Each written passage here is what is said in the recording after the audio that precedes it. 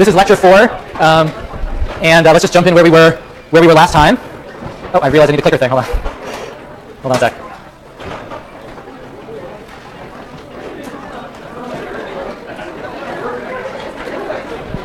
Okay.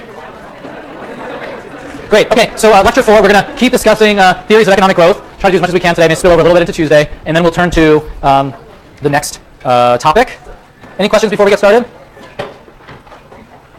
Great. Okay, so let's just review where we were last time. We're interested in income per capita, so economic growth is the sort of focus here. And as we discussed last time, there's this broad distinction between the factors that we can think of as inputs into growth, physical capital, human capital, and the, quote, technology, which also encompasses institutions, social norms, anything that affects the efficiency with which those inputs are utilized. So that could be a production line, that could be a new property rights reform. Institutions are really defined quite broadly. And last class we did get into some of the details of how these are similar and different, and some of the ambiguity in certain cases about what is A and what is K. And I think we left off discussing a production function. So per capita income, lowercase y here, is a function of technology and capital, where we assume that the returns to capital are diminishing. So every additional unit of capital produces less output than the previous unit.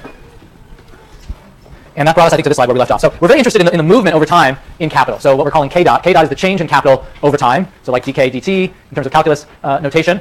In understanding the evolution of capital, we're going to make 3 assumptions for now, one of which we're going to slightly loosen later on in lecture today. Hopefully, first, we're not going to think for now about international capital flows. We're going to think about internal saving and internal capital accumulation as a starting point. Turns out most capital in any economy is internally saved. Most people keep their money close to home. So it's not a bad first assumption, but we will extend this later. The second assumption has to do with how firms or individuals make savings decisions. We're actually going to assume that a fixed fraction of output ends up being saved. That fraction is S.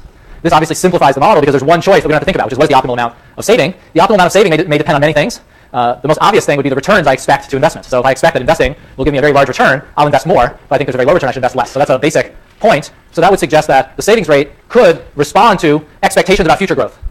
So saving doesn't only drive future growth, it responds to expectations about future growth. If you think growth is going to be high, there's going to be all these profitable opportunities, you would save more today. We're not going to focus on that here, but maybe later on we can talk about what would happen in the model if S were what we call endogenous. In other words, an endogenous variable is one that's determined within the model. That's how economists use the term.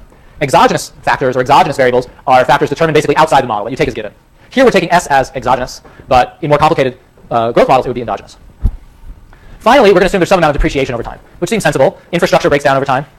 Capital breaks down, machinery breaks down over time. And human capital also, as we discussed last time, is lost over time. People forget things. Human capital is lost when people die, etc. Let me pause. This is, I think, just where we left off last time. So any thoughts, questions, or comments on any of these 3 assumptions? Yeah.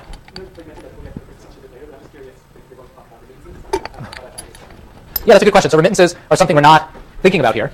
But if there are sort of either consumption needs at home, so my relatives in my home country could really benefit from me remitting money to them so they can just consume stuff, they can buy food, I may remit more. Or if there's profitable investment opportunities at home, I may remit more. So you would think that remittances would be responding to local economic circumstances. And for some countries, remittances are a reasonably large share of overall international capital flows. They're not in this model.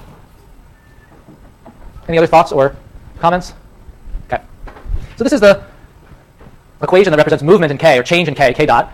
So the amount of the change in capital over time is S times Y. This is the amount that I invest. We're just assuming all savings goes into investment here. S is the share of income that's saved. All this goes into investment. Minus D times K. This is the depreciation of capital. So this is how much is sort of going in, and this is how much we are losing. Okay? So this is what's going to govern the change in K. There's a certain capital stock. I save some, I lose some. This gives me the new capital stock. And of course, we can rewrite per capita income in terms of the production function, A times K to the alpha. So now Y is gone, and the change in K is governed by, it is really a function of K and these other exogenous variables, S, A, D, and alpha. So I want people to stare at that for a second. Any questions? Yeah. Charlotte? Yeah. Yep. I think it's pretty similar across countries. So that is something that could differ. Do you want to comment on how that would change the solution? So to the extent that alpha is higher, that means you sort of experience less of a diminishing return to capital. So it actually make capital investment more productive, that sort of next unit of capital. So the curvature here, alpha, would affect steady state capitals. We'll show in a second. So it could be an important issue. I don't think there's a strong stylized fact, but maybe I've missed some recent research on that. Yeah. When people ask you a question, it's maybe one of those understanding arguments. Sure. Are you finding it hard to hear some of the questions from that? Okay, that's good. So when you yeah, no, I know that's going to be pretty hard to do. So yeah, when you ask a question, just sort of really give it your best shot, and I'll try to repeat it, and then maybe we can make sure people heard it. Could people hear her point? Her point. You did? Did you hear that in the back? Okay, good. I just want to kind of be symmetric. Yeah. This is capital per capita, little k. So big K would be total capital. That's just a notational convention. Yeah. So small y is output per labor. Yeah. How is that AK to the alpha? This is also per labor. So that's what does it. This is already in per capita terms. So I think you may have like the Jones book. So if you're thinking about the capital letter, so like labor input is part of that. But if we divide through by L, the total amount of labor, then we get things in per capita terms, and we get this formulation. Yeah. I can't even hear, so no one can in the back. Go ahead. How much is model is representative since we assume that all the income is invested? So the question is, how representative is this model? So we're not actually assuming all the income is invested. We're assuming share S is invested, and S is less than 1. And I'll show you. What's not saved is going to be consumed. Here. Yeah.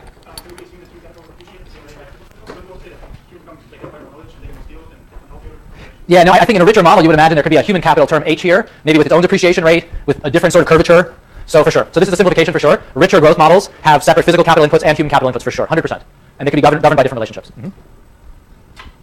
Okay, one more question. Did you say per capita, but then you just said we divide by L? Does that mean it per worker? Yeah, it's really per worker. It's really per worker. That's right. It's really per worker. In some of the official statistics, they will sometimes present, even at the country level, income per worker rather than income per capita. I'm sort of using them loosely and interchangeably, but really L is workers. So that's right. It's really per worker. Okay. So what we want to do is understand steady state. We want to think about this system. K is evolving. The amount of capital is sort of a function of savings versus depreciation.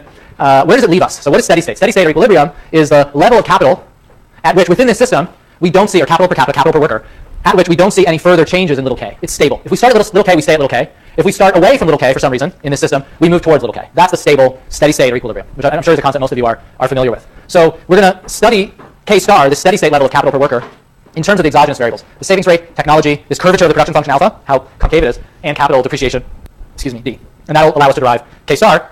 It really just flows directly, simple algebra from the equation I just put up. You just set k dot equal to 0. So k dot equal to 0, what does that mean? That means from one period to the next, the change in little k is 0. You're stuck there. If you start there, you stay there.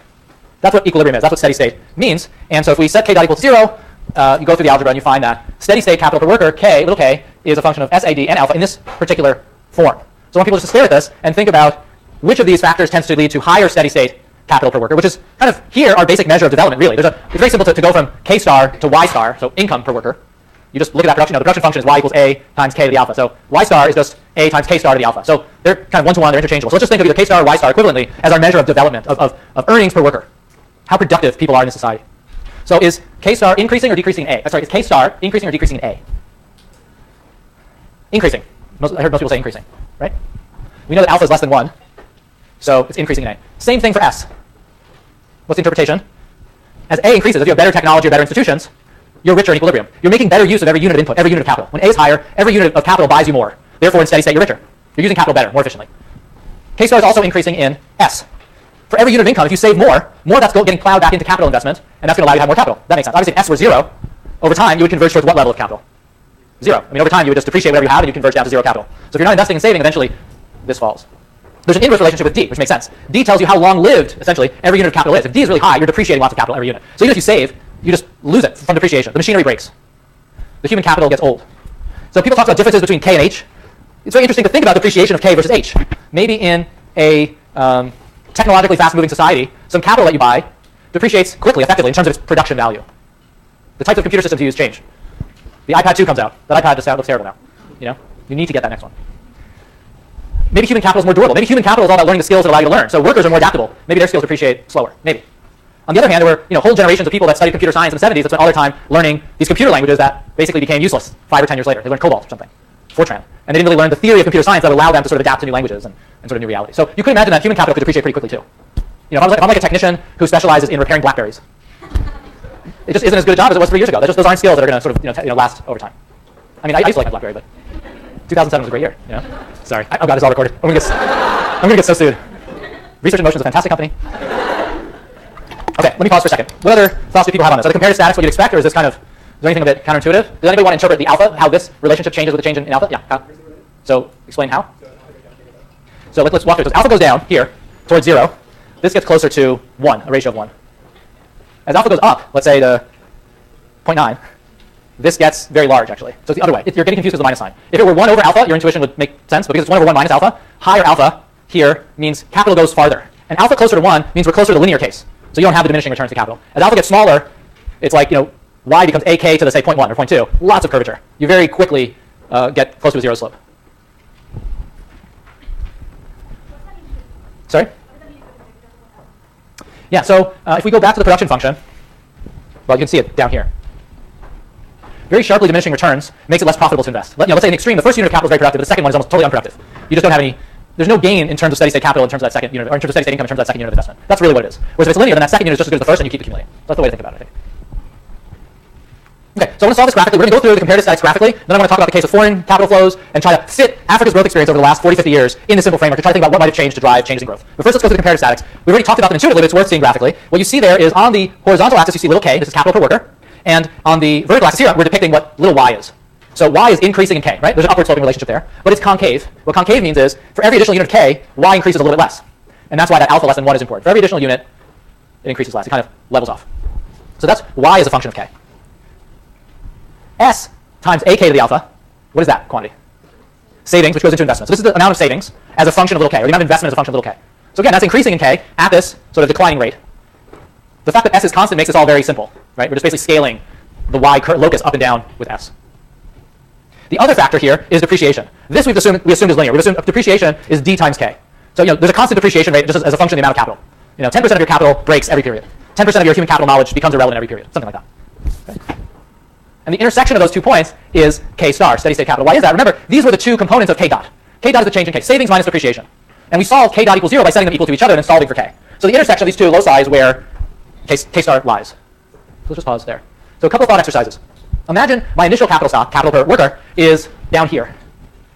Over time, is my capital per worker going to increase or decrease? If I start way down there, it's going to increase. Why is that? Because the red line lies above the blue line. I'm saving in every period more than I'm losing to depreciation. So every period I'm going to keep moving to the left until I get here where they're equated. If I start really rich, but richer than my fundamentals, richer than k star, the opposite occurs. Now the blue line is higher than the red line. So I'm saving, sure, but not enough to make up for the loss every period. And I'll move back down towards k star. Let me pause for a second. There's questions on the graphical solution to the model. I think most of you are familiar with this. Would we also add in population growth and depreciation here? Is that meaning a capital stock or slower capital? Definitely. And in a lot of formulations, they would do that. And it just adds an extra term here that I don't want to include. But you can include population growth here. We can have different sort of processes governing human capital. All of that is sort of part of standard growth models. This is the kind of parsimonious core. This is like this model's giving the core insights, the core points. But totally. Any other thoughts or questions? Okay. So we already talked about the comparative statics. If you start with k naught, so k in the initial period, period 0, less than k star, the red line's above the blue line, you move to the right, vice versa, you move to the left. If you start at k star, you stay where you are. Now, what is consumption here? In most models of utility, and we'll talk about them on the next slide a little bit more, human well-being is a function of the amount we consume. That's actually the main input into basic models of utility. In fact, when we study individual decision-making in economic theory, decision-making that is meant to maximize individuals' well-being, we call it consumer theory, because it's about consuming. I face a certain set of prices, I have a certain budget constraint, there's certain goods I could purchase. How do I optimally choose what to consume given all those constraints? So consumption is sort of at the heart of how economists think about human well-being in the way it's modeled. Consumption in this model is the difference between those 2 curves. The top curve is income per worker. The red curve below it is how much you save and invest. The difference is how much you consume in this simple model. Remember, there's no capital outflows or capital inflows. That would complicate things. So that kind of greenish bar is consumption. And again, utility U, if you think of individual utility as U of C, U of consumption, that's really the standard formulation in microeconomic theory, where we think utility increases in consumption. So there's an interesting point here to think about, which is, as S rises, the savings rate, does individual utility rise or fall? So someone said fall. What's the reason for fall? You're saving more, you have less to spend, and since something makes you happy, you're less happy. So in this period today, the way I would optimize my well-being today would be to consume everything. Just forget savings. Consume all the way from Y down to 0. What's the counterpoint to that? You'll retire every quarter. In the next period, you won't have much capital. So we just said before, steady state capital, K star, is increasing in the savings rate. And we know that that's your productivity, K star. That's what makes you richer. It's output per worker, or the capital stock per worker. So that, saving more makes you richer, but we just have the correct argument that consuming more today makes me better off today. What gives? What is the optimal savings rate? This is why putting the saving rate in the model is interesting, but requires a little bit more problem solving. So what is going to be the key determinant here? There's going to be one sort of factor in a utility function that's going to govern. If we were setting S within the model, there'd be one factor that would determine what that S rate is. What is that factor? For anybody who remembers their micro theory. Yeah. Your present discount rate? Yeah, it'd be the discount rate. So why would that make sense? Why is that the key factor? Let's say you found money that you're going to have later. Discount that, okay. You discount the money that you're going to have later at a high value, that means you'll spend more now. If you have a smaller discount rate, the real value money you get later at a higher rate, then you'll spend less now. That's right. So if I don't care much about the future, I heavily discount the future. I would just consume everything now. So I think this is like, like those movies where it's like someone, this is their last day on Earth, all the things they want to do. They're not